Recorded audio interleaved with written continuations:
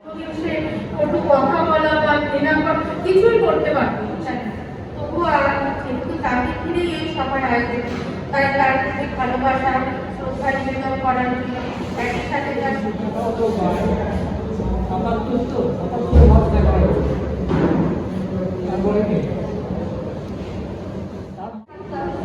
তখন সে আমার পাশে এসে তার বিদেশ আর আমি সেগুলো মন দিয়ে শুনতাম।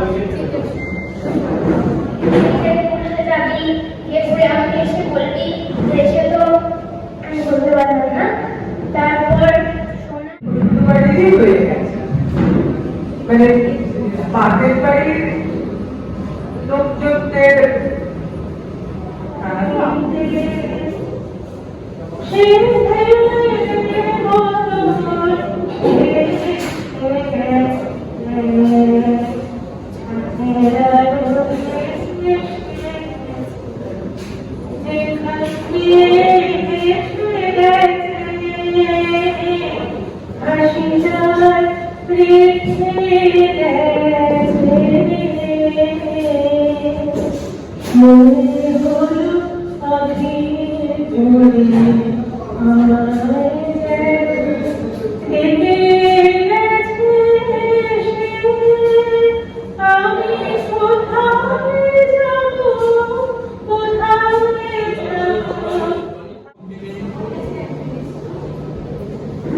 তখন তিনি কলকাতায় ছিল, আমি তখন বড়, তাই কোনো সময় দিদির সঙ্গে থাকতে পারতাম না।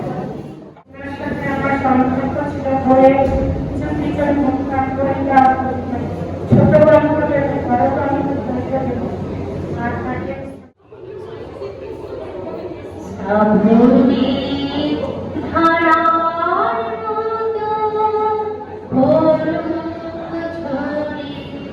এটাই দিয়ে শেষের জায়গায় এসে বোধহয় আমাদের তো সাধারণ মানুষের কথা তার যে বোধহয় রবি ঠাকুরের একটু ভালো আর কিছু হতে পারে না শেষে টুকুনি করার জন্য আমি দু লাইন চেষ্টা করি বলার।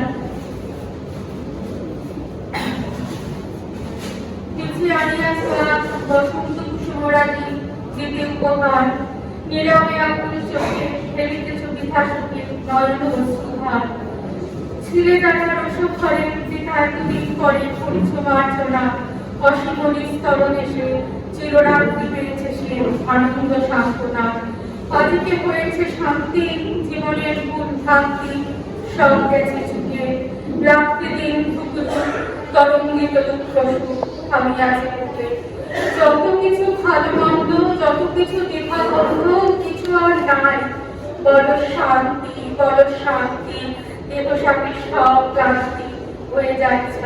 নমস্কার। এবার মোটামুটি শেষ করছি, আর যদি কেউ করতে চায় শুধু সবাইকে রিকোয়েস্ট করবে টনিতা মাসি সোনামার বলে সে ওখান থেকে বিদেশে রয়েছে অস্ট্রেলিয়া, সেখান থেকে একটু গান রেকর্ড করে পাঠিয়েছে, তাই একটু গানটা বাজায় আসতে মোটামুটি সবার শেষ করবো।